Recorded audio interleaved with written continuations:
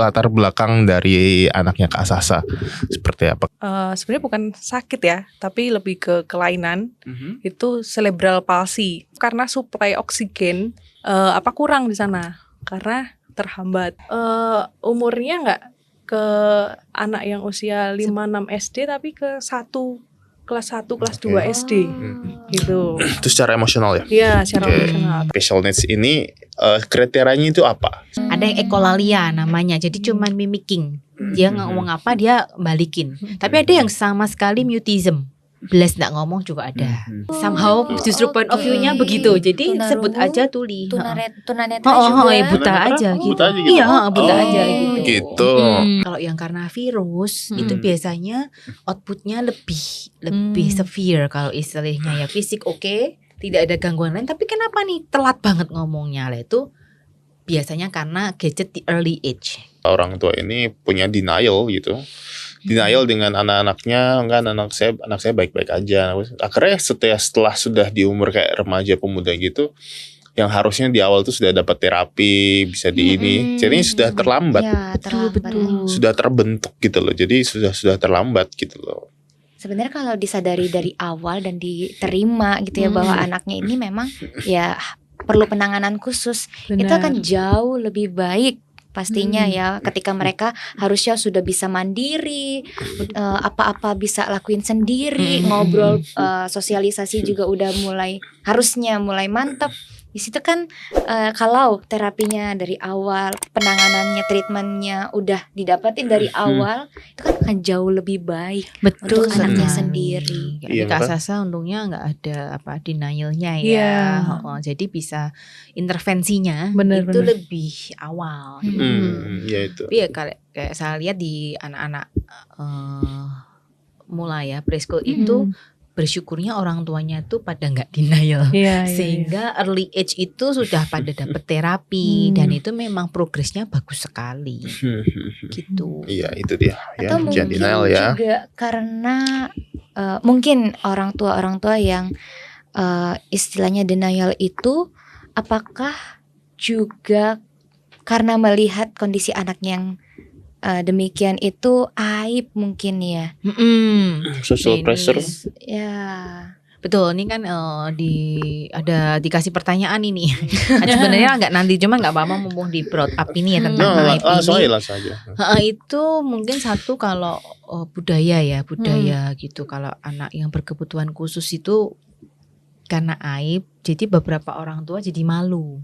Kayak nyembunyiin gitu kan, ada yang sembunyiin, ada yang akhirnya kan nggak mendapatkan pertolongan yang tepat, yang sesuai. Nah memang ini kalau secara psikologis, kalau secara Kristen tadi kan bahkan ada yang ngomong anak itu kutukan ya kalau special need, sampai ini hukuman. Ini dulu mama papanya berbuat dosa apa nih misalnya kan gitu. Aduh dulu mungkin atau lalu kakek neneknya gitu kan, kutukan di dalam keluarga sampai 7 turunan gitu kan. Nah ini kalau secara psikologis dan teologis, kalau secara psikologis namanya cognitive distortion. Keren ya istilahnya. Jadi ini apa ya, cognitive distortion itu cara berpikir yang keliru. Gitu. Kalau dalam psikologi namanya personalization. Jadi ketika kita ada masalah itu nggak fokus ke masalah, tapi menyalahkan diri sendiri atau orang lain yang di luar kendali kita. Kayak anak kita punya anak special need ini, kita akan jadi berusaha mencari kayak pembenaran gitu loh, kayak ini karena aku dulu dosa apa ya, malah mungkin beberapa orang tua juga menyalahkan diri sendiri. Apa karena aku persembahannya terlalu kecil, atau aku kurang berdoa, apa aku kurang rajin ke gereja, sehingga ini hukuman Tuhan ini. Justru dari dirinya sendiri aja berpikir begitu. Betul. Belum tunjukkan dari orang lain ya kan, dari sesama orang gereja.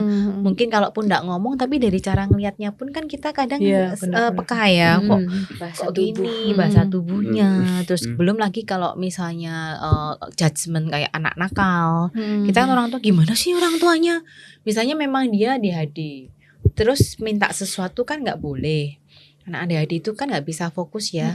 Kayak kami juga ada satu, dia pengennya apa, tapi kan harus tetap dilatih dalam lingkungan yang aman. Saya selalu bilang, kakak ini belum saatnya main yang ini, Miss ambil dulu, kakak sama missnya yang baru ngajar, karena teman-temannya baru painting, dia mau mainan bola, kan lebih seneng gerak itu, harus dikondisikan kan gitu, nangis, tantrum nggak mau, intinya dia kan maunya main bola gitu kan, ya sudah.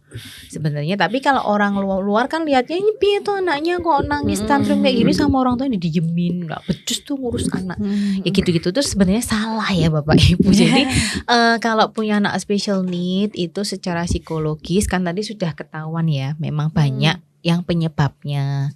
Karena tadi ada karena virus, karena apa tadi kalau yang CP-nya Sela tadi karena oksigennya yang kurang, jadi karena faktor fisik, juga karena banyak hal ya, dan bahkan autis pun nggak ada yang belum ini, para ahli belum bisa menemukan penyebab yang pastinya aja apa, belum tahu gitu loh.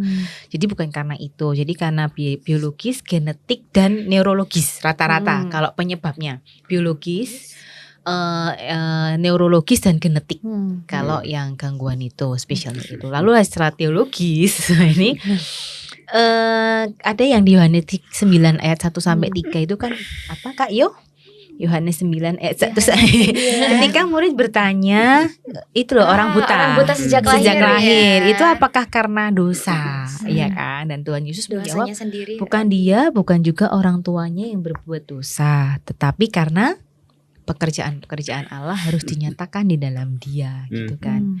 Jadi bukan karena di Alkitab nggak pernah bilang karena dosa ya, itu melainkan justru ketika kita melihat anak-anak berkebutuhan khusus itu supaya kerajaan Allah dinyatakan tuh maksudnya apa sih gitu kan. Jadi orang tuanya pasti belajar sabar banget. Iya, betul. Saya itu selalu amazed sama orang tua yang anaknya ABK. Terus guru sekolah minggu dan masyarakat sekitarnya justru melihat harusnya munculnya tuh amazed gitu loh. Jadi semakin saya tuh bekerja sama anak-anak yang kebutuhan khusus semakin amazed gitu loh. Hebat ya dengan semua kekhususan anak-anak ini. Tapi mereka tuh yang jiwanya tuh begitu murni, yang suka peluk, suka cium gitu-gitu kan, tanpa ada intensi yang aneh-aneh gitu. Jadi ya itu, jadi dari segi teologis enggak ya, bukan karena kutukan, bukan karena dosa, tetapi justru karena pekerjaan Allah harus dinyatakan di muka bumi ini gitu. Bukan karena aib. Iya, betul. Ya itu ya. Tapi bener sih. Jadi pengalaman tahun pertama menghadapi Sela ini ya, waktu awal-awal tuh tahu gitu tuh kayak yang kenapa harus saya ya gitu. Gitu. Pasti ada itu pasti ya, gitu. pertanyaan itu ya. Kenapa ini? Terus aku harus apa ini Tuhan gitu. Dengan apa segala yang kau beri ini aku harus apa nggak tahu gitu. Cuman sebenarnya daripada kita harus bertanya harus apa, kenapa harus aku tuh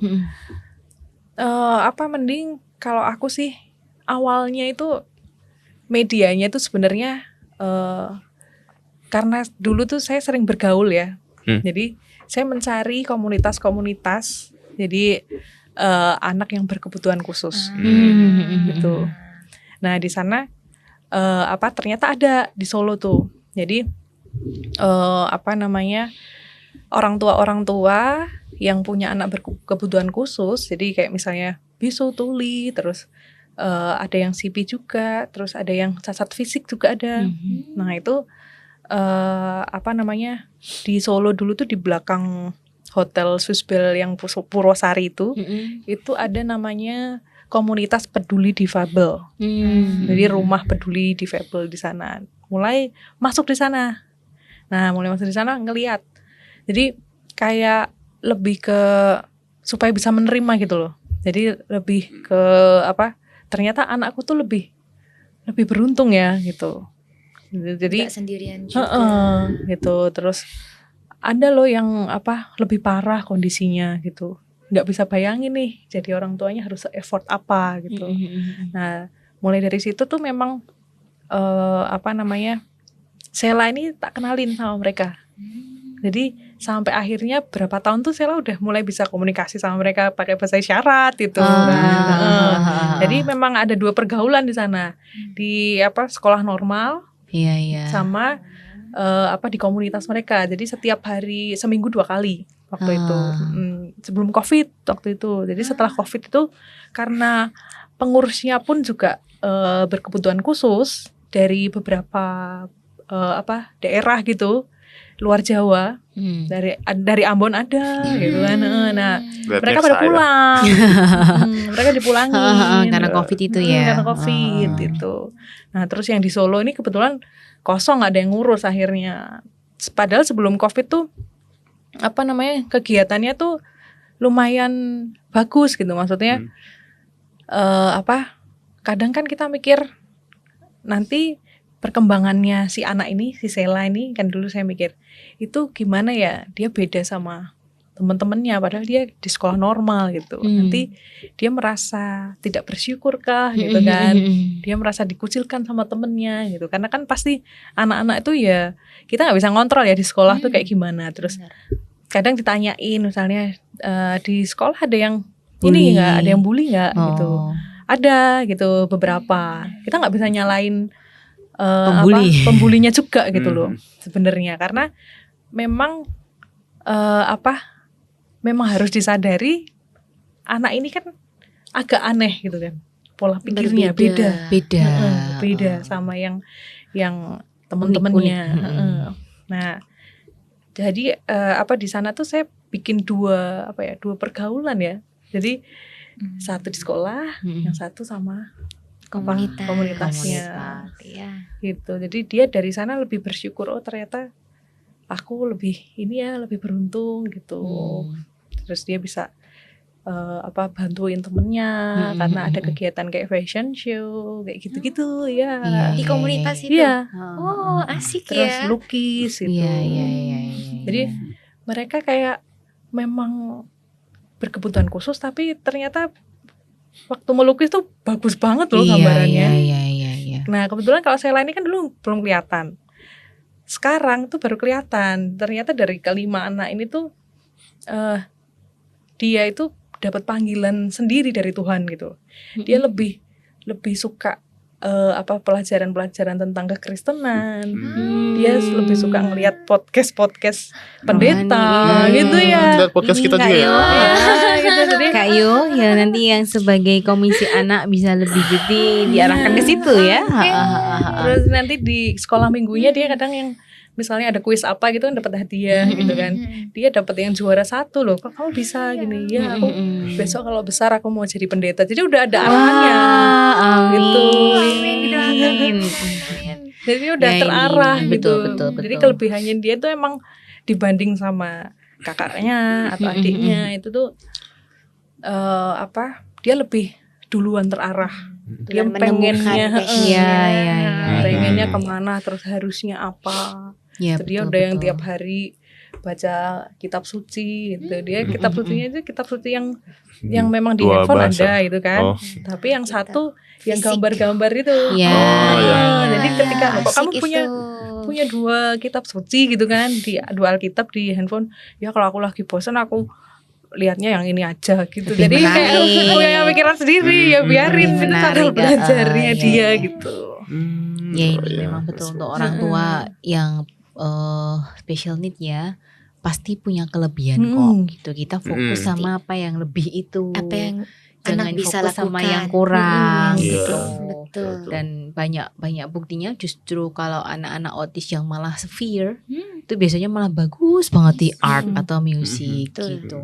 Menghafal. Tapi apa yang dilakukan sama Kak Sasa ini juga termasuk salah satu cara untuk mengembangkan mereka dari sisi emosional dan juga melatih ada empati kalau ngelihat sosial teman-temannya yang juga berkebutuhan khusus kan gitu. Ke komunitas itu ya akhirnya terlatih di situ. Keren. Selain itu apa lagi, ada nggak yang bisa kita lakukan gitu misalnya? Sebagai apa nih? Untuk dalam hal emosional dan sosial mereka itu untuk mengembangkan itu kira-kira adakah? Kan ini sudah ada suatu contoh betul. ya. Yang dilakukan Kak Sasa keren itu ya, mau mengenalkan dengan komunitas difabel tadi ya. Itu juga nguatin mental loh. Iya betul. Orang tuanya loh, ternyata nggak sendiri gitu. Jadi untuk lebih secara psikologis ya, untuk lebih berkembang secara emosional dan sosial itu memang satu sisi balik lagi tergantung jenisnya, tergantung tingkat keseverannya. Memang ada tadi Kak Sasa bilang ada beberapa yang memang sangat-sangat itu ya severe ya istilahnya, itu memang kadang fokusnya orang tua itu paling enggak untuk dia bisa mandiri aja sudah puji Tuhan gitu loh. Untuk bisa makan sendiri, mandi, merawat tubuh sendiri gitu loh. Tapi kalau secara global sih bisa yang kita lakukan secara pemenuhan kebutuhan emosi dasar ya, itu adalah yang semuanya anak juga butuh ya, kasih sayang, rasa aman, dan pengakuan bahwa ya apapun kondisimu, papa mama tetap sayang. Itu yang harus anak-anak ABK terima. Karena peka banget nih anak-anak ini tuh sensitif. Jadi ketika dia ngerasa bahwa aku kok nggak bisa gitu ya, atau papa mama kok kayaknya beda ya, itu tuh menolak aku. kerasa banget. Lagi dan biasanya kalaupun dari rumah sudah oke, nanti biasanya kenanya ke sekolah tuh. Beberapa guru ya, saya ingat untuk beberapa guru-guru di luar sana, guru sekolah minggu, guru sekolah, tolonglah gitu loh kalau untuk anak-anak itu. Memang anak ABK lebih peka ya, jadi jangan sampai omongan-omongan yang gitu aja nggak bisa, nah gitu-gitu loh, itu kan kadang ya memang belum bisa gitu kan. Jadi penuhi kebutuhan emosi dasar, penerimaan, tapi satu sisi juga malah jangan terlalu memanjakan. Jadi kita ngukur sendiri, ini kayaknya bisa nih, usaha sendiri, di encourage, kamu bisa loh Kak, apa Dek gitu. Tapi juga jangan terlalu menuntut. Harusnya kan bisa ya, harusnya kan kok kayak gini aja belum bisa sih, nah gitu. Itu lebih ngerasa ditolak. Lalu pendekatannya individual. Ya, jadi satu anak autis dengan anak autis yang lain pun beda. Jadi kalau ada beberapa orang yang tanya sama saya, ciri-cirinya anak autis apa? Terus saya jawab, tiap orang berbeda. Kasusnya autis loh ya. Ya paling gampang sih communication skill-nya. Tetapi antara A dan B dan C itu beda-beda. Jadi pendekatannya harus per individu. Nggak, memang secara teori umumnya ada. Tetapi kita nggak bisa kayak gini loh, kalau kamu sakit flu minumnya ini gitu, nggak bisa. Karena tiap anak itu spesial gitu kan. Jadi pendekatannya harus individu. Bahkan di sekolah-sekolah inklusi, sekolah-sekolah yang menerima ABK itu kita punya namanya individual personalized learning IPL. Jadi itu setiap anak itu punya rencana studi sendiri sesuai dengan kespesialannya mereka gitu. Juga terus terapi tentunya yang mendukung, itu saya encourage banget. Dan ini pemerintah sudah mulai bergerak, ditanggung BPJS, sudah lumayan lah ya untuk terapi. Cuman mungkin tanya aja di rumah sakitnya sudah memang belum, tapi sebenarnya dari program pemerintah sudah jalan. Tapi juga tempat-tempat terapi swasta lainnya juga sudah mulai banyak di Solo, sehingga harus ada diagnosa umum dari psikolog anak dan terapi. Terus juga dilakukan di rumah juga, orang tua. Betul. Biasanya itu PR-nya terbesar itu dari orang tuanya gitu. Gimana ya, ini, di rumah itu ya. Cerita sedikit dari salah satu anak itu, ada yang autis, memang umur 3 tahun, belum ngomong sama sekali. Dulu awal datang nyari saya, mau nyari paha saya buat dia tidur sama ngedot. Jadi di selama pelajaran itu tidur ngedot gitu aja. Lalu saya ngobrol sama papa mamanya, memang sudah terapi tetapi tidak ke psikolog anak dulu. Jadi langsung ke terapisnya. Jadi ya udah terapinya dilakukan sih fisioterapi, speech therapy, tetapi saya tetap encourage untuk ke psikolog anak. Lalu oleh psikolog anak, PR-nya ini lebih ke orang tua. Yang pertama, harus ngatur pola tidur. Jadi nggak boleh tuh ngantuk tidur, karena ternyata anak ini jam 3 subuh bangun. Sehingga ketika sekolah dia ngantuk. Bobok makanya. Jadi harus dipaksa, kalau belum waktunya tidur jujak mainan terus. Dan sudah waktunya tidur dikondisikan kamarnya, harus remang-remang, dikasih musik yang lembut. Dikunci kamarnya, enggak boleh keluar, pokoknya harus tidur. Terus susunya tidak boleh sama sekali, karena susu sufor itu memang rata-rata gulanya tinggi ya. Biar dia lapar, karena dia enggak mau makan loh. Jadi enggak terlatih ini mengunyahnya, semakin enggak mau ngomong kan. Jadi kalau susunya dihentikan. Dan ini memang PR-nya banyak. Papa mamahnya hari-hari pertama setelah saya suruh konsul ke psikolog ini cerita terus sama saya curhat. Aduh Miss, berat banget saya pusing karena kan sistem di rumahnya berubah tuh. Nggak apa-apa mama bisa yuk. Ini buat demi si anak gitu kan. Nggak apa-apa ma, nanti pokoknya butuh apa curhat terus aja sama saya gitu. Kira-kira 2 minggu. Ngefeknya luar biasa. Jadi datang itu sudah enggak ngantuk, sudah mau berkegiatan, dipanggil sudah nengok. Itu kalau lihat begitu tuh saya terharu terus. Jadi masih ngedot tapi air putih. Terus makannya tuh lahap banget. Jadi saya kasih ke mamahnya resep-resep makanan bikin sendiri yang non gluten. Karena harus diet itu, diet gula, diet tepung. Mamanya pertama bingung lah, terus ini mesti kasih makan apa gitu kan. Banyak mah. Banyak sekarang sorghum, tepung-tepung itu memang harus effort diolah dulu. Nah, itu efeknya luar biasa. Fokusnya nambah, sudah ndak ngantuan, ngomongnya paling ndak dia sudah bilang no itu sudah keluar. Padahal sebelumnya kan sama sekali. Kapanan aja saya remang-remang mendengar kata miss gitu, tapi sudah GR gitu. Oh gitu. Ya itu terapi yang tepat. Terus tadi beri ruang untuk interaksi sosial inklusi seperti yang Kak Sasa sudah lakukan. Jadi juga ke anak-anak pada umumnya jangan juga dilarang-larang. Jadi biar dia juga pengalamannya luas. Tapi juga ke teman-teman yang sama-sama memiliki special need gitu kan. Jadi supaya dia punya sense terlibat di dalam kelompok. Itu penting juga tadi kan untuk sosial dan itu. Lalu tadi seperti yang saya katakan fokus pada apa yang dia good at. Jangan apa yang kurang. Jadi fokus tadi harus peka. Oh ini anak pinternya di mana sih? Bagusnya di mana sih? Lebihnya di mana? Itu sih. Jadi ini memang tidak hanya kerja keras dari orang tua, tapi saya juga mendorong dari gereja, betul, guru sekolah minggu, guru-guru di sekolah tuh memang harus semuanya bekerja sama sih Kak. Gitu. Ya semoga ini juga jadi inspirasi untuk banyak gereja ya, untuk kesadaran anak-anak. Maksudnya bukan cuman bicara soal orang tua anak-anaknya, tapi juga mungkin sistem-sistem di gereja juga yang ada. Mungkin ada fasilitas khusus ya, atau mungkin apa lagi?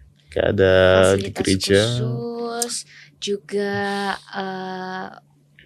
mungkin mindset ya, mindset ya untuk ini ya interaksi dengan mereka juga ya. Iya. Orang-orang gereja yang pendeta juga itu penting itu. Akhirnya semua aspek. Kayak saya juga mengajarkan anak-anak kalau biasanya kan kalau lihat anak kebutuhan khusus kita ngeliatnya gitu. Iya, betul. Awal dulu namanya anak-anak masih kecil kan pasti misalnya lihat di kursi roda atau yang itu loh wajahnya yang kembar sedunia. Itu kan kelihatan banget. Apa sih Kak, aku tiba-tiba Down syndrome. Itu kan kelihatan banget. Mah tuh kenapa kok wajahnya begitu gitu. Dan saya selalu bilang jangan bilang aneh tapi unik.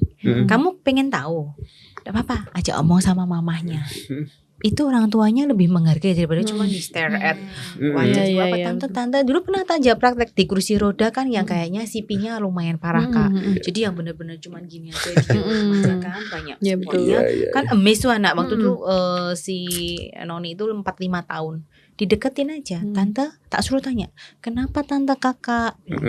Itu mamanya heran loh. Dia kaget gitu kok ditanya. Terus dengan semangat menjelaskan, iya kakak sakit nah gini-gini. Jadi untuk orang tua yang lain saya encourage untuk anak-anaknya kalau sampai ketemu dengan anak yang special need ya, jangan sing ditatap aneh. Kalau memang kepo, tanya ke orang tuanya. Saya yakin orang tua nggak keberatan ya. Justru ngasih pengetahuan gitu loh. Jadi yang nice. Saya selalu pesen kok di kelas kalian, teman-teman sekolah minggu ada yang spesial nih kan di Madecoy juga.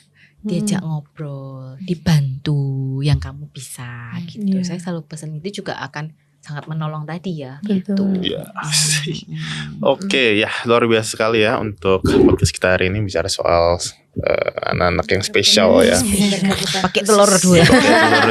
Ini nasi goreng. Karetnya 2. Oke, mungkin waktu kita ya supaya nggak terlalu panjang juga ya. Itu mungkin kita bisa tutup dengan sebuah pesan ya untuk para orang tua Kristen yang mungkin sedang bergumul dengan anak-anak mereka yang membesarkan anak-anak yang mereka yang berkebutuhan khusus. Ya, yang pertama Tuhan tidak pernah membuat kesalahan. Ya, Tuhan tidak pernah berbuat kesalahan. Jadi anak-anak Bapak Ibu, anak Kak Sasa tadi adalah tetap berharga dan dikasihi sama seperti yang lainnya itu.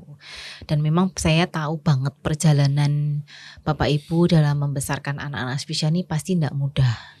pasti berat gitu kan ya. Tetapi ingat teman-teman tidak sendiri gitu kan. Yang pertama pasti ada Tuhan yang selalu memberi kekuatan dan ada komunitas. Jadi harapannya ya setiap gereja harus menjadi komunitas yang support itu untuk anak berkebutuhan khusus. Dan bahwa sekali lagi itu bukan aib ya, bukan hukuman, bukan kutukan. Dan iman itu tidak selalu mengubah keadaan, tetapi kita yakin bahwa iman selalu memberi kekuatan. Oke, jadi selamat terus berproses dengan kasih yang nanti Tuhan juga pasti akan terus limpahkan. Oke, terima kasih sekali lagi Cinova ya. Sama-sama. Sudah jadi narasumber kita. Terima kasih sekali sharing-sharingnya. Semangat. Kak Sasa, Yohana juga sharing-sharingnya. Oke, kalau gitu ya supaya tidak terlalu panjang kita tutup Pak Cuy kita hari ini. Sekian Pak Cuy episode hari ini. Saya Regilio dan Yohana Jessica. kami pamit undur diri dan sampai jumpa di episode selanjutnya. Oke, Tuhan memberkati. Bye bye.